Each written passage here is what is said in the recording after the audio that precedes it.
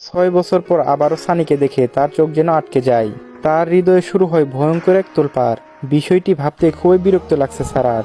সানির সেই গাঢ় চাহনি, তার অসাধারণ ব্যক্তিত্ব, তার কথা বলার বচনভঙ্গি, তার চলাফেরা, তার পোশাক কৈশোর বয়সে মনে জায়গা করে নিয়েছিল। সেই গাঢ় চাহনি, কণ্ঠস্বর আবারও তার জীবনে আগমন। তবে এই 6 বছরে তার মধ্যে আরো পরিবর্তন এসেছে। তার সৌন্দর্য যেন আরো বৃদ্ধি পেয়েছে। সারার চোখে বারবার ভেসে উঠছে লম্বা উজ্জ্বল শ্যামলা গায়ের রং, চাপদারি, গাঢ় চাহনি এক সুদর্শন পুরুষ। আর কানে ভাসছে তার গম্ভীর কণ্ঠস্বর। সারা আয়নার সামনে দাঁড়ায়, এরপর ডান গালের দিকে তাকে নিজেকে বলে, দেখ, ভালো করে চেয়ে দেখ, নির্লজ্জ মেয়ে কোথাকার। ড্যাং ড্যাং করে নির্লজ্জ বেহার মতো ক্রাশ খাওয়ার মতো মানুষ পেলি না। এই দুনিয়ায় সানি মেহরাজ শিকদারের থেকে কি আর সুদর্শন পুরুষ নেই নাকি? এই তো আস্ত একটা রাক্ষস। 13 বছরের একটা বাচ্চা মেয়েকে যদি এত দূরে থাপ্পড় মারতে পারে। এখন তো তার 19 বছর বয়স, কয়েক মাস পর 20-এ পা রাখবে। এখন তোর এত সুন্দর ফর্সা গুলুমুলু গাল নকশায় পাল্টে দিবে। না সারা, এটা কখনো হতে দেওয়া যাবে না। তুই কোনো ক্রাশটাস খাবিনি।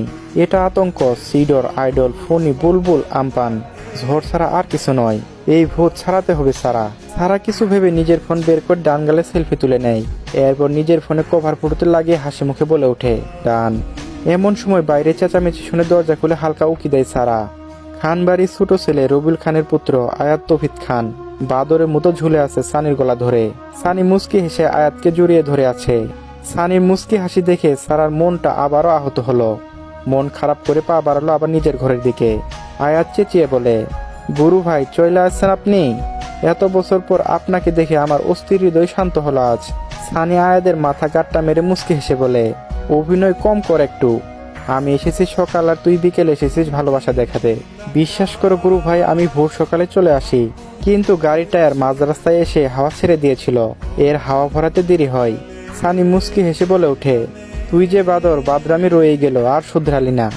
সানি আয়াতকে নিজে থেকে সরিয়ে দিয়ে বলে, যা সর, তোর বাদরামি বন্ধ কর। আয়াত বলে, এই তো ছোট বলে সব রাগ আমাকে দেখাচ্ছ? আমি না হয় ট্যুরে গিয়েছি, গাড়ির জন্য আটকা পড়েছি, কিন্তু বড় ভাই এখন কেন এলো বলো বলো, জিজ্ঞেস করো তাকে একবার। সানির পাশে দাঁড়িয়ে থাকা খানবাড়ির বড় ছেলে রায়হান খানের পুত্র সাফি মেহতাব খানকে উদ্দেশ্য করে বলে আয়াত। সাফি সানির পাশে দাঁড়িয়ে মিটমিট করে হাসছে। সাফি ভাইয়ের সাথে আমার কয়েকবার কথা হয়েছে। ভার্সিটির কাজে খুবই বাজেভাবে আটকা পড়েছি, বিধায় আসতে দেরি হলো। তুই কয়বার ফোন দিয়েছিস? উল্টো আমি তোকে ফোন দিয়েছি, কিন্তু ফোন সুইচ অফ। আয়াত জিব্বায় কামড় দিয়ে বলে, সরি ভাই, ফোনে চার্জ শেষ হয়ে গিয়েছিল। একটু তো সিরিয়াস হো এখন, বাসায় সবাই দুশ্চিন্তা করে। আয়াত বলে, ওকে গুরু, তুমি পরে সময় নিয়ে আমাকে গান দিও, এখন ফ্রেশ হয়ে আগে। আচ্ছা যা। সানি সাফিকে উদ্দেশ্য করে বলে, ভাই তুমিও ফ্রেশ হয়ে নাও। তুই চল আমার রুমে। তিনজন সিঁড়ি বেয়ে উপরে ওঠার সময় খানবাড়ির ছোট কর্তা রবিউল খানের স্ত্রী নূরজাহান বেগমকে দেখে সাফি বলে, ছোট মা, স্যার আর আয়রা কোথায়? মা আর মামুনিকেও দেখছি না। ভাবি, আপামুনি আর আয়রা বাহিরে গিয়েছে, একটু পরে চলে আসবে। আর সারা ঘরে আছে। কি যে হয়েছে মেয়েটার, সারাদিন ঘর থেকে বের হয়নি। আর ওর যে জেদ, প্রশ্ন করলে জবাব দিবে না। তোর আদরে বোন, তুই শুন গিয়ে। সাফি স্বাভাবিকভাবেই জবাব দেয়, আদরে মাথায় তুলেছেন আপনারা, এখন আমার আদরে বোন। শাসন করতে দেন ওকে আপনারা। একটু কিছু বলতে যাওয়ার আগেই সবাই একসাথে লাইন ধরে দাঁড়ান। প্রথমে মামুনি, এরপর আপনি, এরপর মা। আর কিছু বলতে পারি না আমি। ও একটু জেদ, বিয়ের পর ঠিক হয়ে যাবে। এই তো একই ডায়লগ শুনতে শুনতে আমার মুখস্থ হয়ে গিয়েছে। সানি তার মতো চুপচাপ দাঁড়িয়ে আছে, তার চেহারায় কোনো ভাবার অন্তর নেই। আয়াত মুখে হাসি এনে সানি দিকে তাকিয়ে বলে, সানি ভাইকে বলেন এক থাপ্পড়ে সব জেদ তাড়িয়ে দিবে। সানি চোখ পাকিয়ে তাকায় আয়াতের দিকে। আয়াত সঙ্গে সঙ্গে চুপ হয়ে যায়, আর একগাল হাসি উপহার দেয় সানিকে।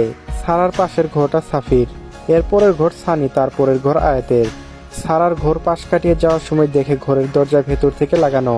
সাফি সারাকে ডাকতে চাইলে সানি বাধা দেয়, থাক ভাই, ওকে একা থাকতে দাও। খানবাড়ি বড় কর্তা রায়হান খান, তার ছেলে সাফি মেহতাব খান প্রাইভেট ভার্সিটি অ্যাকাউন্টিং ডিপার্টমেন্টের লেকচারার, সাথে খানবাড়ির নিজস্ব ব্যবসা খেয়াল রাখে। পুরোটা দিন কাটে ব্যস্ততায়। বাবার কথা অবাধ্য একটাই হয়েছে, প্রাইভেট ভার্সিটির লেকচারার হিসেবে নিয়োজিত থাকা। এছাড়া আর কোনো কথার অবাধ্য হয়নি সে। তবে এক ভয়ঙ্কর অতীতে এই রায়হান খান কাঠগড়ায় দাঁড়াতে হয়েছিল, এটাই প্রথম, ওটাই শেষ। আর দ্বিতীয়বার দাঁড়াতে হয়নি। শিক্ষকতা তার স্বপ্ন, তার স্বপ্ন মরে গিয়েছিল। শুধুমাত্র এই একটা স্বপ্ন আঁকড়ে রাখতে সক্ষম হয়েছে সে। সানির থেকে 3 বছরের বড় সাফি, এর জন্য দুজনের মধ্যে ভালো সম্পর্ক ছোট থেকেই। এবার 28-এর গুন্ডিতে পা রেখেছে। পড়াশোনা একই স্কুলে, শুধু ক্লাসটা ভিন্ন। রায়হান খানের মেয়ে সারা মেহরুব খান স্বভাব পুরো বাড়ি মাতিয়ে রাখে। রায়হান সারাকে অনেকটাই ছাড় দেন, কিন্তু সাফি রায়হান খানের শাসন থেকে বিন্দুমাত্র ছাড় পায়নি। সারা প্রাইভেট ভার্সিটিতে ম্যানেজমেন্ট ডিপার্টমেন্টে প্রথম বর্ষের পরীক্ষা শেষ করলো এবার। সারা পাবলিক ভার্সিটিতে এডমিশন দিবে না, জোর করা হয়নি। অথচ সাফির ইঞ্জিনিয়ারিং পেশায় ইচ্ছে থাকলেও পারিবারিক ব্যবসায় হাল ধরতে অ্যাকাউন্টিং ডিপার্টমেন্টে পড়তে হয়েছে, তাও রায়হান খানের কড়া আদেশে ঢাকা বিশ্ববিদ্যালয়ে এডমিশন নিয়ে।